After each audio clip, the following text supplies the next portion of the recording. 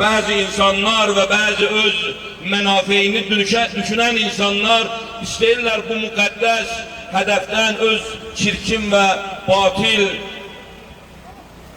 hədəflərinə çatsınlar.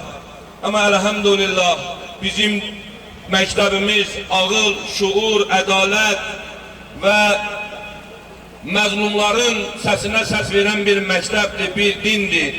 Ona görə də bugün bəzi insanlar sosial medyalarda müxtəlif adlarla istəyirlər ki, din və dövlət münasibətlərinə öz çirkin hədəflərini alət eləsinlər, onlar bu işlərə nail ola bilməzlər.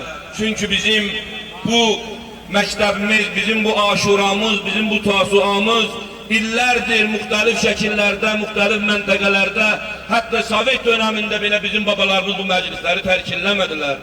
Bizi heç bir yerə nisbət verməsinlər. Hüseyin ibn Əli heç bir millətin deyil. Hüseyin ibn Əli bütün dünyada azadlıq sevər insanların imamıdır. Dinindən, dilindən, əqidəsindən asılı olmayaraq. Bu bizim dinimizin, bu məktəbin, İmam Hüseyin əleyhissalamın məktəbinin əsas şüarıdır. Məzlumun nə dini var, nə dili var, nə rəngi var, nə milliyyəti var. Məzlum məzlumdur. Bu məktəb harada məzlum olsa, orada dayanar və sözünü deyər.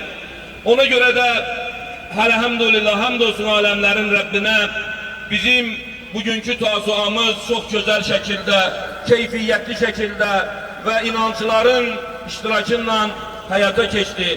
Və təşəkkür edirik bizə bu gözəl məclisi həyata keçirməkdə yardım edən o polislər ki, zəhmət çəkdilər səhər tezdən bizlə bir yerdə və bizim təhlükəsizliyimizi təmin elədilər və bizlə bir yerdə zəhmət çəkdilər, onlara da xüsusi təşəkkür edirəm. Və eyni zamanda parlamentin spikeri ki, gözəl bir fikir səsləndirdi ki, qoyun cəmaət öz inancını, dinini bildiyi şəkildə və istədiyi şəkildə yaşasın və heç kəsə maneçilik törətməyin. Bu da təqdirə layiq bir məsələdir ki, onu da parlamentin spikeri öz sözlərində vurğuladı. Biz bu ölkənin vətəndaşlarıyıq, Gürcüstan bizim vətənimizdir. Biz bu ölkə üçün lazım gəlsə canımızdan da, malımızdan da keçməyə hazırıq. Biz də bu ölkənin hüquqi bir vətəndaşlarıyıq. Həmd olsun Allaha, illərdir, təqribən 20 ildən çoxdur ki, bu tasua artıq ənənəvi bir hala çevrilir.